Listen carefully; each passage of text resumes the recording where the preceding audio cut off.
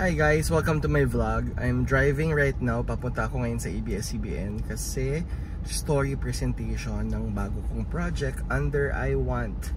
Yes, I'm going to direct an I Want series this time. Kasi syempre, hindi ko alam kung anong mauunang ipapalabas. Meron na rin akong I Want series pero creative producer lang ako doon, yung Love at First Spike. So this time ako na yung magdidirect. Medyo kinakabahan ako, ninenervyos kasi first I Want series ko since 2018's Taiwan That You Love. So 7 years na po yun. Dami nang nangyari. Tapos ayun, ipapresent sa akin yung story. So hindi siya adaptation. Tapos first time ko rin maka-work yung mga bida ng series. At first acting project rin nila as leads. Si JM Ibarra tsaka si Fiang Smith. So yun, I'm going to meet them today. It's going to be my first time meeting them. It's also my first time hearing the story along with them. So it's something that's new to me. But since ayun nga, binigay sa akin yung blessing na to. So let's push. Sana maganda yung kwento. Sana okay silang katrabaho. Yun naman yung palagi kong wini-wish. Ang hirap talaga guys pag may bagong project kasi you have to adjust again to a new staff, new actors, new whatever, new environment. Pero yun, push tayo. Hope you joined me in my journey sa paggawa ng I Want series na ito na hindi ko pa alam yung title. Mamaya malalaman ko. Alright, see you later. So ako yung unang dumating at si Pao na naka-ready ngayon sa food. Mag-hi ka naman, Pao, sa vlog ko. Hello everyone. Ano ka dito? Associate producer po. Okay, ayan si Pao. Abangan nyo. So, ayan, pinipare na rin niya yung presentation later for JM Fiang. Again, I also don't know the story, so it's my first time to actually know what the story is about, but mas gusto kong kumain. Charot! Ayan si Kat, aming BOH. Nilatag submission. Okay. After that, Ito yung schedule. so weekend magbabasa tayo. Available ka ba ng Monday for a creative meeting po? Ayun lang, yun yung MMK day ko. Hi, Fiang. Hi po. Hello! Ate. Welcome to Malaya. Pakilala ko lang po yung team. Hello po. Si Directed po ang ating director. Nice to meet you. Si Rotan po, our EP. Hello. Si Paolo po, our AP. Jamer po, one of our writers po. Tapos si Von and yung team nila kasi maggagawa lang tayo ng ingay. Kasi maghahanap kailangan lang malaman na may project kayo parating yon. So today, ang mangyayari, ikukwento namin sa inyo yung story para lang alam nyo. Tapos yun, magpo-post tayo today. Today ba tayo magpo-post? Yes po, after po na. Para lang masabi may project announcement. Para hindi ka hinahanap ng hinahanap. Kinuwento naman ni Fiang kanina yun. Yun, thank you so much. Ayun po, sige, pumili na kayo ng... Ayun. Kumain kayo. So, na-feel na po natin lahat yung kakaibang pakiramdam, yung pagtindig ng balahibo, girl, yung pagbilis ng tibok ng puso, isa lang ang meaning yan. Either hinumulto ka or kinikilig ka. So this is Ghosting. So this is a 10-episode supernatural romantic comedy. At ang tone and peg po nito yung Korean film na Il Mare and the blockbuster Hollywood film na Ghost. So takol po ito sa isang feisty student who goes to her grandma's quiet town after being ghosted and falls for a mysterious probinsyano who happens to be a restless ghost. May tanong ba kayo? Nagustuhan niyo ba?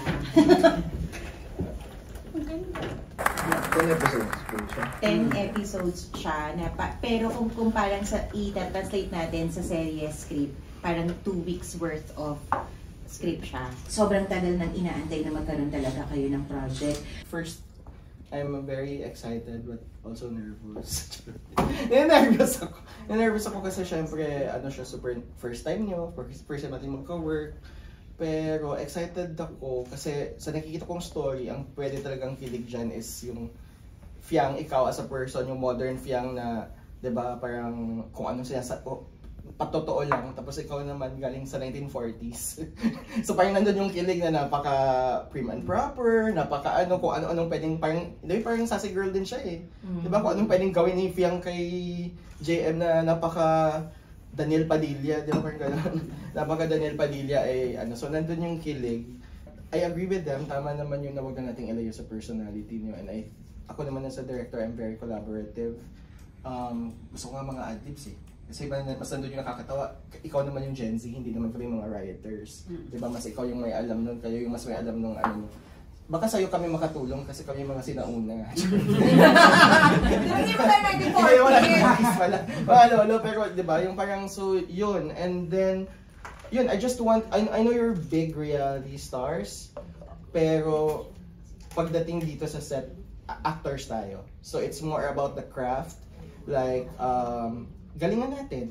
Ito yung perfect example na yung mga ibang producers na mas kilala kaya sa reality stars, di ba, pag nagka-cast sila, o panoorin nila yung hosting. Tingnan nyo si JM at si Fiang, di ba, kaya nila yung ilang roles. Mas more of ganun siya. So yun yung challenge ko sa inyo because kailangan makita nila dito na you're not all hype, you deserve it.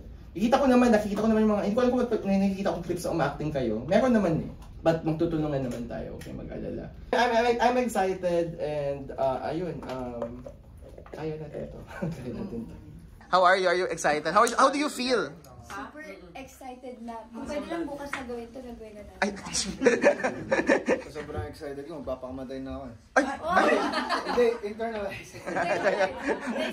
method acting pala tong si ano. Akala ko Meissner ka. O, ready na ba kayo magpakilig sa mga fans? Ready na ba kayo? Kaya yung tatanungin namin, ready na ba kayo? Oh, ayan. Dami dito ang Bago sa mata dito. intimate daw. Ako din.